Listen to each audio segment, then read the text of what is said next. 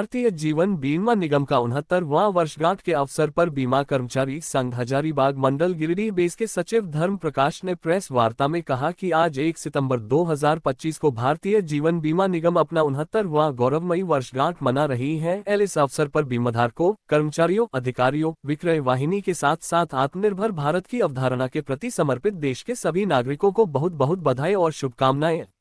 1 सितंबर 1956 को 245 से अधिक निजी बीमा कंपनियों का अधिग्रहण कर 5 करोड़ रुपए की पूंजी से LIC की स्थापना की गई। अपने स्थापना काल से ही निगम ने सरकार के मूल उद्देश्य जनता का पैसा, जनता के कल्याण के लिए का 100% पालन किया। LIC ने 31 मार्च 2025 तक जनता के कल्याण के लिए 54.52 लाख करोड़ रुपए का निवेश आवास, बिजली, सिंचाई, सड़क, रेलवे, स्वास्थ्य, शिक्षा आदि क्षेत्रों में किया। LIC ने अपने 69 वर्षों की यात्रा में 56.22 लाख करोड़ रुपए का मजबूत वित्तीय परिसंपत्ति अर्जित किया है। अपने 100 करोड़ के पूंजी आधार पर निगम ने 38,000 करोड़ रुपए का भुगतान लाभांश के रूप में भारत सरकार को किया। 20 जनवरी 2025 को 24 घंटे में LIC ने पूरे भारत वर्ष में 5,88,160 पॉलिसी बेचकर Guinness book of world record में अपना नाम दर्ज करवाया। 2025 में LIC दुनिया का तीसरा सबसे मजबूत बीमा ब्रांड बनकर उभरा। LIC की इस विकास यात्रा में अखिल भारतीय बीमा कर्मचारी संघ का अतुलनीय योगदान रहा। संघ ने LIC के विनिवेशीकरण का पुरजोर विरोध किया। संघ का मानना है कि अगर निगम का पुनः विनिवेशीकरण किया जाता है तो इसका सीधा प्रभाव बीमाधारकों और देश की जनता पर पड़ेगा।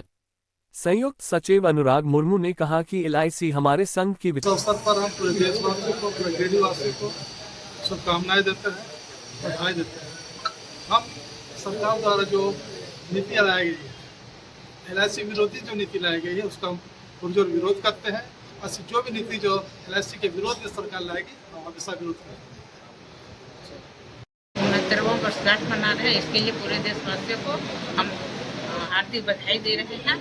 और जो जनता का विश्वास है हम में है, अटूट विश्वास जो है उसे हम बरकरार रखना चाहते हैं। को पूंजी की कोई कमी नहीं है, उसके बावजूद अगर डिसइन्वेस्टमेंट होता है तो हमारे लाभ का एक बड़ा पार्ट जो है वो शेयर होल्डर को लाभांश के रूप में चला जाता है। अगर वो लाभांश के रूप में नहीं जाता, वो सारा पैसा बीमा धारक को बोनस के रूप में मिलता।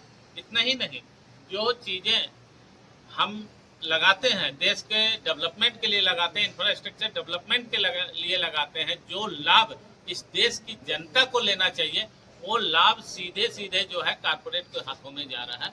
इसलिए हम लोग डिसइन्वेस्टमेंट का विरोध कर रहे हैं और आज के दिन फिर से हम सरकार से डिमांड करते हैं कि डिसइन्वेस्टमेंट की जो पॉलिसी है उसे अविलंब बंद किया जाए, क्योंकि LIC इस देश की सबसे मजबूत वित्तीय संस्था है।